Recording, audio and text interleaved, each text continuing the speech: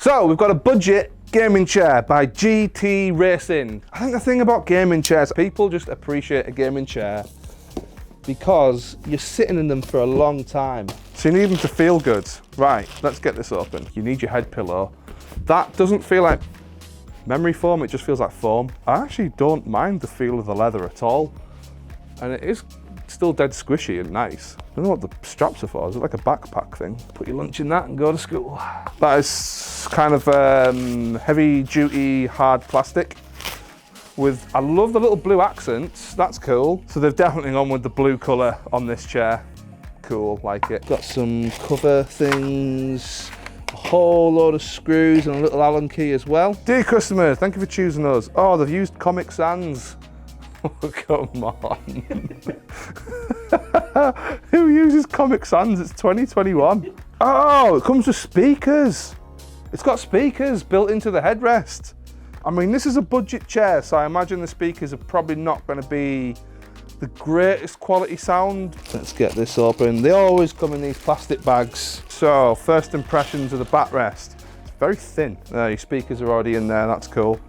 Oh, I thought they would have been pointing that way though, because otherwise the sound's going to go in the wrong direction, but I guess that's fine. That must be your little controller box for your speakers, just goes into a pouch in the back there. The leather feels pretty good, considering this is a budget chair.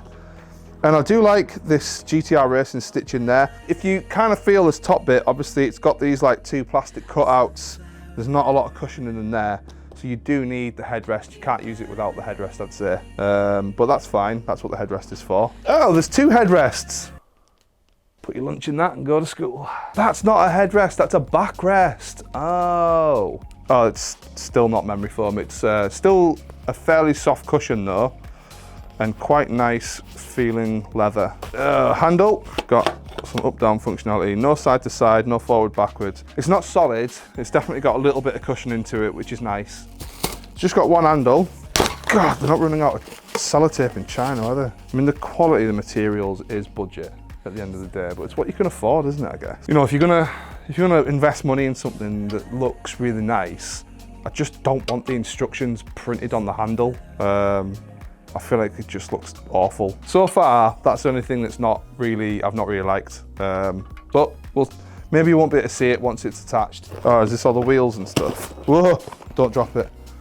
Especially not with a knife in your hand. Oh, the wheels are cool. They've got a little bit of blue on them. I mean, quite plasticky. They have some ball bearings in there. And then the base, quite nice leather, it's okay. It's definitely not memory foam of any kind. It's just a kind of normal cushion, but still feels quite spongy and comfortable. Let's get this thing built and see what it's like.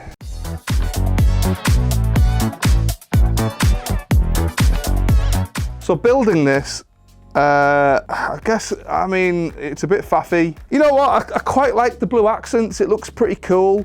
I don't know if I'm a fan of the kind of like straps that are on the bottom cushion. I kind of wish this had just been loose. I guess you could cut the straps off or just undo them and tuck them behind or something. Although, I mean, I guess you can push it up and down because the straps are there a little bit and reposition it. So the most important thing though is let's have a seat and see what it's like. Oh, it's definitely not made for a 6'1" man. However, let me see if I can get some kind of position. No, you know what? Now I've moved the headrest a bit, it's not bad. They move up and down. They do have, they're a little bit hard to, I'm hoping that over time they become easier. But, you know, it is nice that they do have that little bit of functionality. For me, they're a little bit far in though, aren't they? If you unscrew the bolts on the bottom, there is a little bit of in and out leeway there if you do want to make them wider or bring them in a little bit. There's a little bit of movement there for you. In terms of this, how far does it go back? Whoa. Whoa! Oh my God, it doesn't feel safe at all. You know what, it goes back really far. I feel like I'm gonna fall off it. Is it basically flat?